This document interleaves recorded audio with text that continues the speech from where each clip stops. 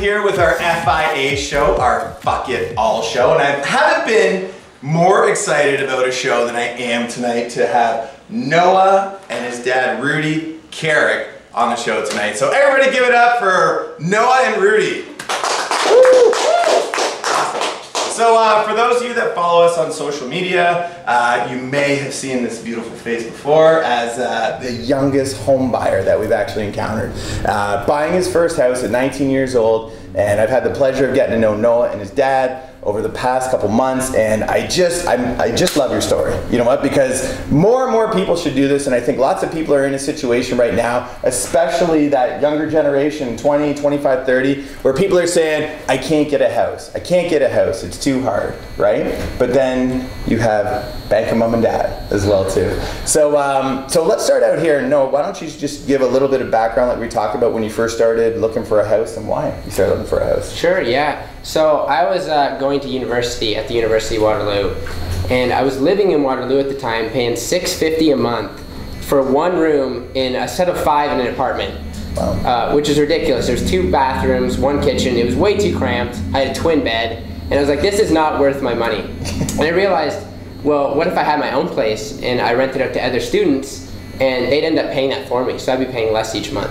This is not an uncommon thought. Like that to me seems pretty logical. Yeah, very reasonable. Right? But nobody thinks like that, right? Nobody seems to come to the table with that. So that sort of hit you like, that's what I got to do, right? Yeah. Did you go to your dad right away for that, or what did you do first when you're like, how do I make this happen? What was I researched it a lot first, because I knew like my dad and my mom didn't have any rentals of their own. So I wanted to make sure I knew what I was talking about, and then I could convince them that what I wanted to do was the right thing for me. So I read some books, watched a lot of YouTube videos, looked stuff up online, and made sure I really knew what I was talking about. And then I came to them once I felt like I could prove my point pretty easily, so they'd actually believe me. Cool. So Rudy, how did that first conversation go? So Noah comes to you, you know, loving son. You guys have a great relationship already, which is really cool. And he comes to you and he says, I don't have an income, but I want to buy a house, right? What sort of, how did that conversation go, or what was that sort of first thought when that came to you? Well, at first it was just some silence, right? But I knew he would have information because he's smart, right? He didn't come to me not prepared. I knew he came well prepared. So then he gave me the facts, which I kind of figured it out already, right? But I was impressed how we had all the numbers ready. And the thing about saying that, you know, he's paying $650 and that money could go to something else, right? Yeah. And then get actually people to pay their rent or whatever, or his rent or his mortgage or whatever, right? So I knew he was on the right goal or right direction. So yeah, so I had no problem supporting that. And that's cool because we had a chat earlier, you know, because it's a generational difference as well too, right? Yeah. Because like you were saying too, like, oh man, should have bought some rentals back in the day, right? Like my parents were of the way, oh, save up your money and pay cash for everything. Well, you can't do that. You can't do that. Yeah. So I was always trying to. Well, debt was bad, right? Debt was bad. Yeah. I was always trying to get more money at a bigger down payment. I should have bought houses when I first started my full-time job, but I didn't. But I want to see him have the opportunity. So. That's so cool. So then when you ended up, so you made the pitch to Dad, right? Yeah. Sounds like it was after some silence. Well received, right? Yeah. So then what happened? So tell me next. You did your research, and then what was sort of the next thing that happened? You got pre-approved, you go to a bank, or what do you do? Yeah, so because I was in Waterloo at the time, I was pretty much all the time there. I went to a bank down there by myself to try to get approved. And I had said that I would get my dad to co-sign because I knew I wouldn't be able to do it myself. Right. And I had to bring all of his information, and they pretty much gave me the worst offer possible. And I realized, well, I can't definitely not buy a house for that much. Banks suck. That's the moral of this podcast. We're done. No, just kidding. Exactly. Not even enough to afford a house anywhere, to be honest. Really? Especially with the Waterloo housing prices. It was double my budget here. And there's just so many beds in Waterloo that there's not enough people even renting. So I realized I need to change plans there. Gotcha. So, and you were saying too, because when you went into the bank to go do that pre-approval, and you're like, oh man, this is, it was deflating. Yeah, I was disappointed because my parents banked with this same bank. I did since I was a little kid. So I was thinking, why don't you want my son's business? So I was a little disappointed. So when I heard that you guys supported him, I was very happy with that. So. Yeah, and I think, you know, I'll put in the shameless plug here, okay, but The big difference, it was a big difference, because I think like how the bank looked at the numbers, it was more than double what we pre-approved you for. And we don't make up stuff. Like, we just look at it, and we were able to get you, it was around from the 150 to the 2, all the way up to the 400 range, right? That's awesome. So you got the new pre-approval. What was next then? So you ended up finding a house here, right? Yeah, so I started looking in Hamilton because it's halfway between my house and school. So I knew I could still travel back and forth easily. And then if I ever stopped going to school, it would still be close enough to my house that I could still like rent out the entire place and still be able to maintain it and all that type of thing. Cool. So you made a good little nugget there that I want to talk about, because we talked about it before, right? If you ever stopped going to school. Yes. Just because I love this story, and I love that you guys are sharing everything here, because I believe that, you know what, this will impact a lot of kids and a lot of parents. You did stop going to school, right? Yes, I did, yeah. Okay, we're not advocating quitting school here. Well, maybe you should, but anyways, that's another podcast. But talk about that, because like, what was that like? Because you were in a very technical program as well too. Yeah, I was in mechatronics engineering. It's like automation and stuff like that. And I did some co-ops at school and just realized that it wasn't really for me, and that I wanted to start my own business, be the boss, kind of control when I work, how much money I make, and stuff like that. At 19, that's so cool. Like, I love that thought. That's awesome. Sorry, go ahead. And then, so pretty much I knew that I just didn't want to work for someone anymore, and I wanted to start my own thing. So I knew it'd be kind of hard to come to my parents about that, because they're not that. You got no job and you quit school? Really? Exactly. My dad works a full-time job, and a side business too, right? Like, your dad's a hard-working, hustling guy. So I figured it'd be like a little bit hard to convince him that that's all I want to do. I just want to do my own thing. I want to own houses, and I want to have a business.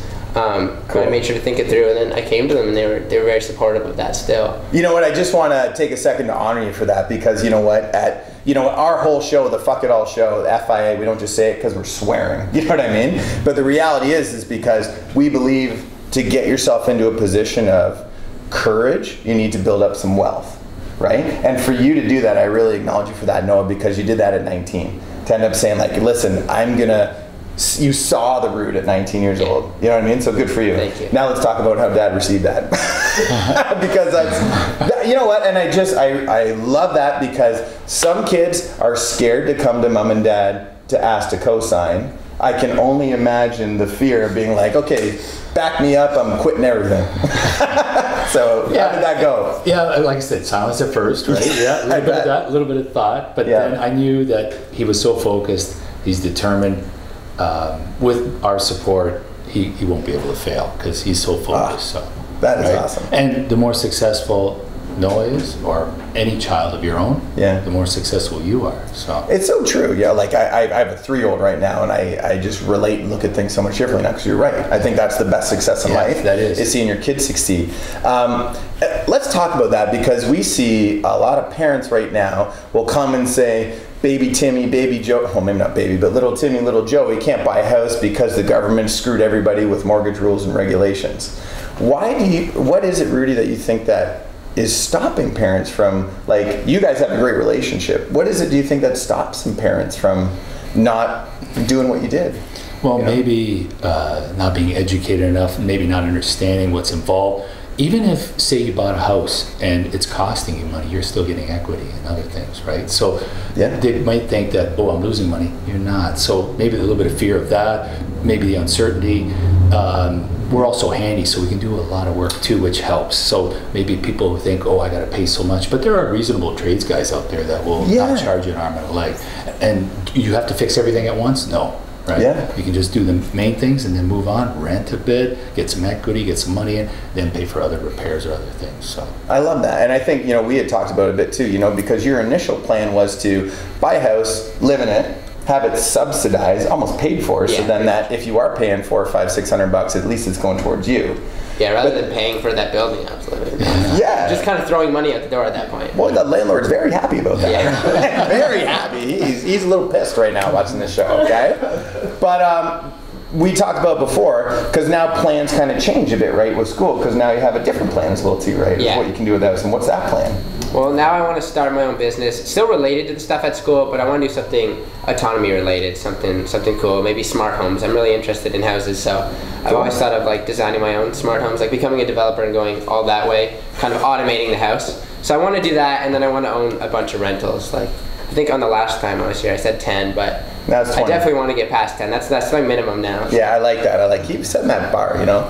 And I think too, now what you're doing with what are you doing with your house right now? You were telling me about putting in an in-law, right? Like doing something like that. So I finished the upstairs initially, and now we're working on the basement, finishing that up to be an in-law suite. That's cool. Didn't want to go the illegal duplex route, so I'm going to do it properly, rent it out as one, and that way they can pay all the utilities and stuff as well, so I can kind of step away at that point. Cool. So basically, because now that you're not, you know, and this is how plans change. It's really interesting, right? You go in with one plan, I'm going to go, live, subsidize. Now you're like, seeing as the relationship's still good, is he still allowed at home? Oh yeah. Yeah, see? That's good, right? For now. No.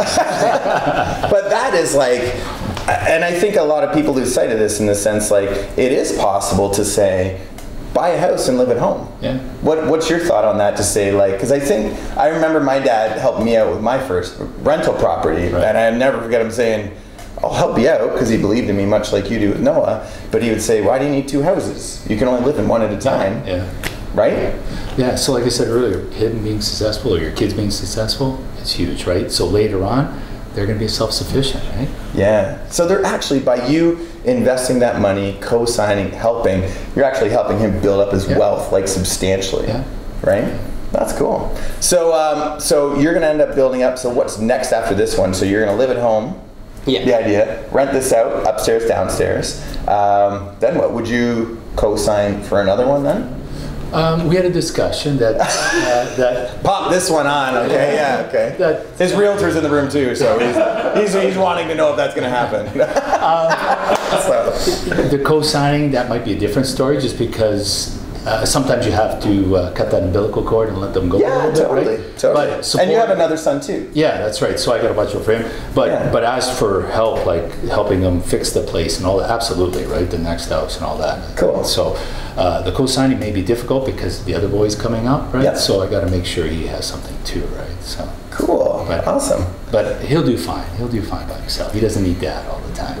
I like it. Okay, what do you say to that, Noah? This is good. Wait, no, I get that definitely. And like the first time, obviously I needed the cosign because in school I don't have the work experience and the income. Co-ops definitely didn't pay enough to be able to afford the house. Totally. And with the second, it's not guaranteed. It's not consistent. Exactly. And like, now with the second house, the first house can pay for the second house, so like that can help within my approval to show that. And now I can actually have a job full time or my own business to show some of my own income that I don't need to show dad's income to actually get approved. So you can wait some time, build up some equity, and it doesn't. The second house doesn't have to be in 6 months. It could be in a year, 2 years. Yeah, that's. Right? I was thinking it'd be cool to do one every year, just because. But it's enough time to save up some money. Right. High goals, right? Well, you know what? Here, we didn't plan this here, but I'm gonna give you an idea.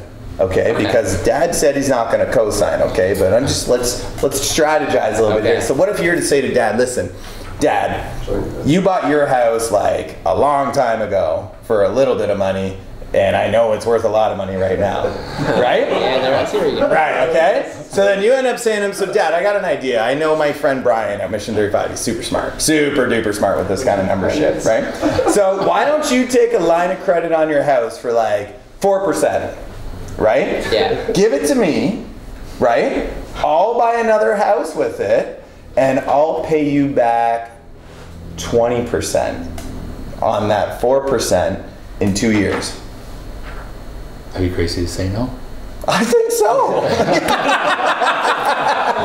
But I'm just like, and again, just it like, because that's one of the things I did with my dad. My dad was a Canada savings bond guy, right? Yeah. Most safest thing in the world. Right? Don't make much money. No, right? But that's what I ended up saying to him. He had a line of credit on the house, and I ended up saying, listen, I'll pay you back 10% in 1 year. You know, and that was, you know, at the time I only had to borrow about $15,000. 10% on that was $1,500. But if you end up working out a business plan, or what about this? Are you open to another idea? Sure. What if you said, Dad, you know what, the second one's going to be harder to get, and I know you got to co-sign for my brother, because we want you to have equal opportunity, right? Or else he's going to hate you. damn Noah gets everything. I got stuck with no house because dad co-signed, right? that conversation might come. But you could end up saying, what about this? How about this? You know what? I really want to invest with you too. I'll give you the down payment on the money, and let's do a shared ownership plan. This is the exact program that our wonderful government just came up with. First-time homebuyer incentive plan is where they're giving 5% for Canadians to go first-time homebuyers. They're giving them 5% to help out buy a house, but they get 5% of the lift. So imagine you gave 20% as an idea, right, and then you get 20% of the increase in value at the end of maybe 4 or 5 years. Cool. Don't worry, we're not putting this on tape to blackmail you later. Okay? Yeah, and I know the silence comes first. But I think the idea too is that we want to make sure that there are so many different ways to talk to mom and dad. And you know what? Why do you think some of your friends haven't done this yet? Because like to you, you're a smart guy, makes perfect sense. To dad, makes perfect sense, right? There's no real lose here. Why do you think some of your friends haven't done this yet? They're not introduced to this new atmosphere, this lifestyle of kind of getting rentals and having things pay for you and passive income. A lot of people don't even have any passive income. Yeah. So if you're not like accustomed to that at a young age, I really don't think you're gonna ever get into the groove of it. So a lot of my friends never heard about that. So. Do you think that they're starting to think about it now? They just didn't really understand like how it would work being so young, because they were all still going to school like how, and they had a lot of questions. Yeah. So they seemed interested, but there's definitely more steps. You got to get them educating themselves on the topic first. You got to really understand it, I think, before you can decide if it's the right path for you. For parents that maybe say no, right? Because I'm sure you have people that you work with or know that, would they say, I'd never do that for my kids? Yeah, I had guys that work on, what are you, nuts? Really, eh? Yeah, guys are looking at me, you're actually going to do that? They're brought up a certain way, they're in a certain train of thought. Yeah, and if you're in that train of thought, it's hard to veer out of it. And also their comfort zone, right? They know that, hey, I'm paying this much every month, and I know I'm good. They don't want to take that little risk for gain later in life, right? So right. And so then you have to be a bit aggressive, right? Yeah. So if you're not, then it's not for you, I guess. But you gotta take that plunge, right? Right. So any advice that you give, before we wrap up here, any advice do you give to the people in your situation? It's hard, right? What would you tell people how to do what you're doing? Because I think you're going to be so much more ahead of people that are 10 times your senior. Get your parents on board, because there's no way you're going to have the funding without someone co-signing for you.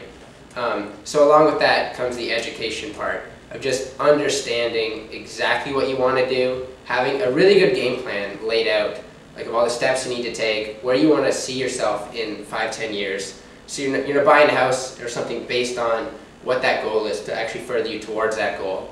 And read and learn as much as you can so you really understand it, to make sure that you yourself can succeed, and just with all that, with succeeding within yourself, just having the time and the ability and all that stuff to make sure you can actually make it work. How hard was it really when you found the house to get pre-approved? All that, how hard was that? Yeah. So make sure you're finding people that, if you want to get into investing, know investing. Yeah. In Waterloo, when I went to the bank and I found a realtor, neither of them were very into investing. So first of all, I couldn't get the money I wanted, and secondly, I couldn't really get the houses that I wanted. But once I came here, I found everyone that kind of could help me on that path, so they can help you find different ways to get there, because they actually understand it and have taken that path themselves. Cool. What would you tell other kids that are going to present that opportunity to their parents? What advice would you give them? Because not everybody's going to have not everybody's going to be, I think, as open-minded as you, right. And not everybody's going to be as hardworking as Noah. What would that sort of tip be to say, hey, listen, if you're going to sell mom and dad, you should do this? For the young people going to their parents, right? Be prepared. Have all the answers to their questions. Yeah.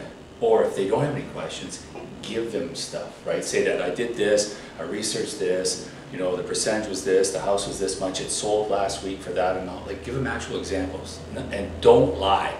Don't make up. Don't make up any shit, because parents can see that. Yeah. Be truthful. Say it from the heart. Research it. If you want it that bad, then research it. If you don't want that bad, then your presentation to your parents won't be good. Awesome. So just do that. Now to the parents, if I can give you some advice, yes. Okay. The more successful your kids are, the better it is for you later in life, right? because they're successful not only financially, also their career and other things, right? It's all better if you give them that little push. Just like when they were babies, you helped them walk and all that stuff and fed them. This is another part of getting them to go. And then they won't move back in when they're 40. No doubt. Totally. Already, I love that. You know what? I really respect what you do, how you've done that, and I really appreciate that advice to other parents out there, because to be open-minded to that, you have to, but there's things in place that you can do to protect yourself. Yeah. Right? So. Well, guys, I got free cars for you. All right, perfect. No shit, I know. Oh yeah, our realtors give away cars, maker. Yeah. You get a car. You get a car. I just want to say, Noah, congrats, man. I am so glad to be part of your journey, and Rudy, likewise, I am honored to know you guys. So tune in next time for another FIA show, guys. Thanks for listening. Take some massive fucking action. Okay, that's the only way that things are gonna happen. Make this a fabulous day.